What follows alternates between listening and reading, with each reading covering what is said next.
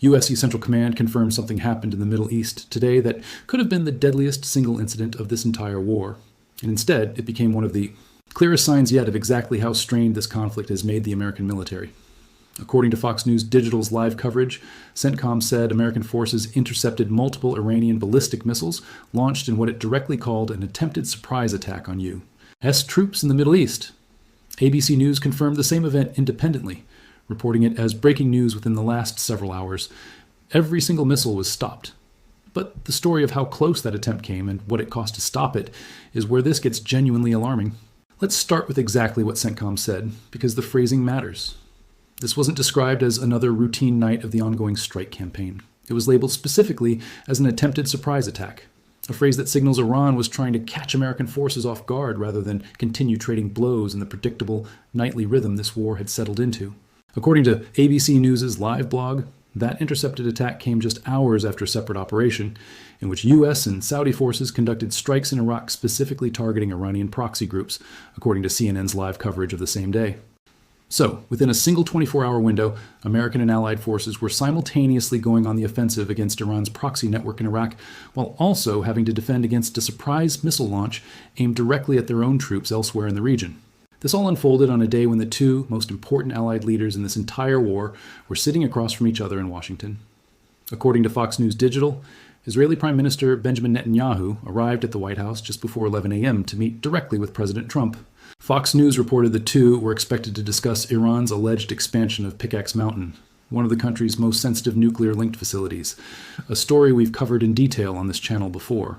Netanyahu, according to that same report, was expected to present Trump with new intelligence specifically on Iran's military capabilities. And speaking that same morning on Fox and Friends, Trump made a comment that deserves real attention.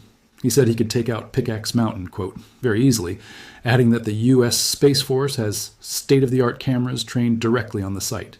That's not just rhetoric about a hypothetical future strike. That's the sitting president confirming, on live television, that American surveillance assets are actively watching that specific facility around the clock, hours before an Iranian surprise attack attempt got intercepted elsewhere in the region. There's a diplomatic thread running in parallel to all of this, too, and it shows just how fractured Iran's own negotiating position has become. According to Fox News Digital, citing Reuters, Iran has reportedly proposed a temporary deal with Oman specifically to reopen the Strait of Hormuz.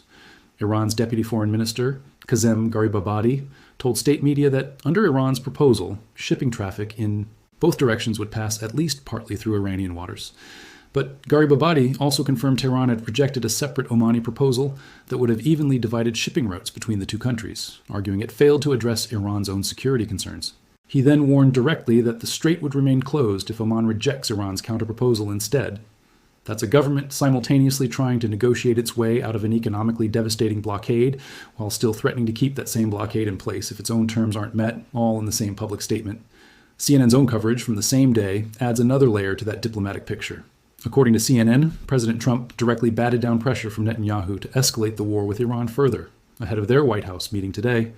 At the same time, CNN reported Iran's Foreign Minister Abbas Araghchi spoke separately with his Omani and Saudi counterparts, specifically to discuss the Strait of Hormuz situation, just days after a delegation from Muscat had visited Tehran to try to relieve ships traveling along that same crucial waterway. So even as Iran was allegedly attempting a surprise missile attack on American troops, its foreign minister was simultaneously working the phones with regional mediators trying to de-escalate the exact same crisis. That contradiction, aggression and diplomacy running on parallel tracks at the same time, has honestly been a defining feature of Iran's behavior throughout large stretches of this war. And today may be the starkest example of it yet.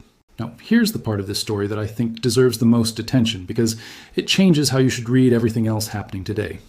A major new analysis, published today by the Center for Strategic and International Studies, a respected Washington think tank, and reported independently by both Arab News and the Associated Press, reveals just how much this war has drained America's own missile defense stockpiles at the exact moment Iran attempted that surprise attack. According to the CSIS analysis cited by Arab News, the number of THAAD interceptors, the terminal high-altitude area defense system used to shoot down incoming ballistic missiles, fell from 452 units before this war began, down to somewhere between 232 and 262 units at the start of an earlier April ceasefire. That's already close to a 50% reduction. But the numbers for the more widely used Patriot interceptor system are even more striking. According to that same CSIS analysis reported by the Associated Press, Patriot interceptor stockpiles fell from 2,330 units before the war down to 1,030 units when the April ceasefire took effect. And following the recent renewed fighting, that stockpile is now estimated to sit somewhere between just 759 and 827 units, a decrease of at least 65% since before this conflict began. Read those numbers again, slowly, because this is the context surrounding today's intercepted surprise attack.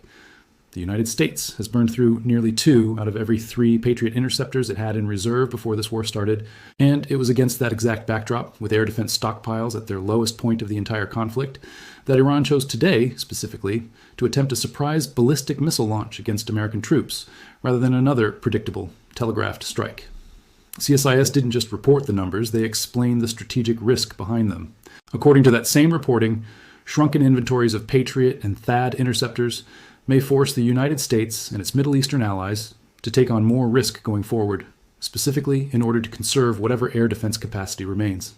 In plain terms, American commanders may increasingly have to make harder calls about which incoming threats actually get intercepted and which ones don't, purely because there simply aren't unlimited interceptors left to throw at every single launch. That's not speculation. It's the direct implication of the math CSIS just published. This isn't a new warning either. It's one that's been building since the earliest days of this war. The Associated Press reported that Democrats in Congress have repeatedly cited the drawdown of these finite weapon stockpiles as a damning metric against a war that Trump launched without congressional approval alongside Israel back on February 28th. The Trump administration has consistently pushed back on that framing. According to the AP, the administration has repeatedly said American forces have everything they need to fight this war. And Trump himself posted in an earlier phase of the conflict that several defense contractors had agreed to quadruple production of weapons as rapidly as possible, though he didn't specify which exact systems were being ramped up. There's a genuinely useful data point buried in that same AP reporting that helps make sense of where the strain is actually concentrated. General Dan Kane, chairman of the Joint Chiefs of Staff, told reporters earlier in the war that the number of ballistic missiles Iran itself was firing had dropped by 86% compared to the war's opening days, suggesting Iran's own offensive stockpiles have been degraded significantly as well.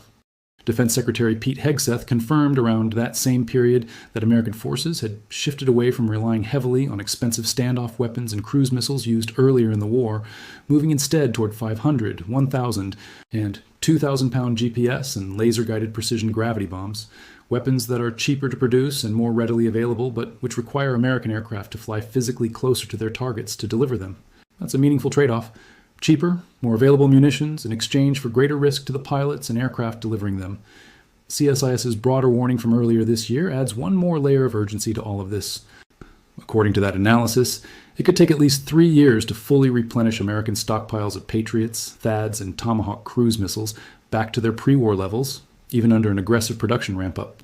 That's the timeline sitting underneath today's headlines. Not weeks, not months, years, to rebuild what's already been spent defending against a single sustained regional conflict. And there's a strategic dimension to this that stretches well beyond the Middle East itself. According to that same body of reporting, the drawdown has raised real concerns among defense analysts about America's diminished firepower in any potential future conflict elsewhere, with China specifically named as the scenario military planners are worried about. The systems being used to intercept Iranian ballistic missiles over the Persian Gulf right now are drawn from the exact same limited pool of interceptors that would be needed to defend against a very different kind of adversary in the Pacific, if that situation were ever to escalate. Every Patriot interceptor fired to stop an Iranian missile today is one fewer interceptor available for a scenario nobody in Washington wants to think about, but that every serious defense planner has to. Retired Air Force General Charles Wald, former deputy commander of U.S. European Command, offered a more measured counterpoint to all of this concern, telling Fox News Digital that the United States retains the ability to surge conventional strike munitions into the region and draw from pre-positioned stocks if a sustained campaign is ordered. He noted there are, in his words, a lot of weapons stored there with this type of mission specifically in mind. Chief Pentagon spokesman Sean Parnell echoed that confidence more directly, stating that the Department of War has everything it needs to execute any mission at the time and place of the president's choosing on any timeline. So there's a genuine split in how the situation is being read even among people with direct knowledge of American military logistics, between those emphasizing the hard numbers showing a steep drawdown and those emphasizing the military's ability to surge additional resources into the region if and when it's actually needed. So let's put today's full picture together, because each individual piece makes a lot more sense once you see how they connect. Iran attempted a surprise ballistic missile attack on American troops today, a notably different tactic from the predictable nightly strike pattern that had defined recent weeks of this war. That attempt came at the exact moment CSIS's new analysis confirms American Patriot interceptor stockpiles have fallen by at least 65% since the war began, and THAAD stockpiles have fallen by roughly half. It came on the same day Israel's prime minister traveled to Washington specifically to discuss expanding pressure on Iran's most sensitive nuclear-linked facility, with the American president publicly confirming Space Force surveillance is actively watching that exact site. It came the same day American and Saudi forces were simultaneously conducting offensive strikes against Iranian proxy networks in Iraq.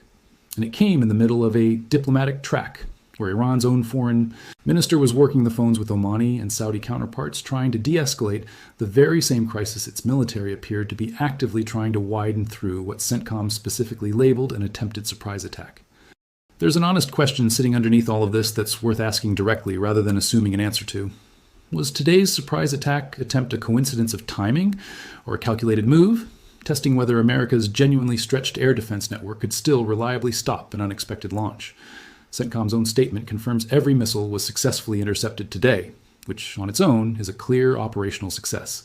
But success under a 65% depleted interceptor stockpile is a fundamentally different kind of success than the one American forces were achieving back when this war first began, with roughly 3 times as many Patriot interceptors sitting in reserve.